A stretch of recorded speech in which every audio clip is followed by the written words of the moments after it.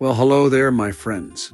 Welcome back to my Tuscan kitchen. Today I've got a really good one for you, my famous tortellini soup. Now, I'm not saying this recipe came from an ancient Tuscan cookbook, but I'm not saying it didn't either. This recipe is so delicious, most folks come back for seconds, thirds, and sometimes fourths. You'll wish you were cooking a batch this big. One thing though, you're going to need a pretty good-sized stock pot for this one. I'd recommend at least a 3 to 4 gallon pot. Alright then, let's get started. And as always, I'll have the printed recipe from my cookbook waiting for you at the end of the video. Alright then, let's get started. Now before anyone gets nervous, yes. There appears to be enough vegetables here to feed a small Tuscan village. But don't worry, we're not opening a produce stand, we're making soup. So sharpen your knife, put on some good music, and let's get chopping. We've got onions, zucchini, turnips, parsnips, mushrooms, celery, peppers, garlic, and dill. At this point the cutting board is doing more work than I am. The nice thing about soup is that every little bit of chopping pays you back later. Once these vegetables hit the pot and start mingling together, the magic begins, and if you're wondering whether all this prep work is worth it, just wait until you smell this kitchen in about an hour. Alright, now we're getting somewhere. Into the stock pot goes the stock, followed by the tomatoes. While those two get acquainted, let's turn our attention to the meat. First up, the Italian sausage. Just cut it into bite-sized pieces and set it aside for a moment. Next, into the cast iron skillet goes the ground beef. Give it a stir now and then and let it brown up nicely. Once it's cooked and browned, we'll remove it with a slotted spoon and send it over to the stock pot.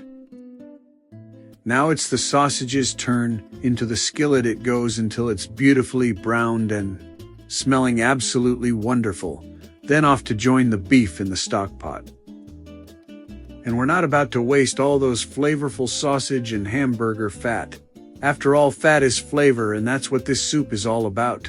In go the onions. A few moments later, add the garlic, and finally, the peppers. At this point, if your kitchen isn't starting to smell amazing, you might want to check whether the stove is actually turned on. Now it's time for the mushrooms. We'll add a little butter and a splash of olive oil to the skillet, and before anyone asks, no, we're not cleaning that pan. It's already packed full of flavor from the beef, sausage, onions, garlic, and peppers. That's the sort of seasoning money can't buy. Once the butter melts, in go the mushrooms. Give them a stir and let them soak up all that goodness. By now the aroma coming from this kitchen is starting to get downright distracting. Tip that skillet over the pot and scrape in every last mushroom and every little brown bit clinging to the pan. Now there's one thing I absolutely have to stress when it comes to making this soup. If you can't find turnips and parsnips, don't bother making it. I'm serious, the flavor just won't be the same. Trust me, I've tested that theory more than once.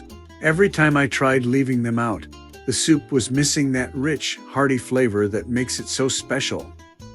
In fact, when I head to the grocery store, if they don't have turnips and parsnips, I don't make this soup at all. I cook something else. So consider yourself warned.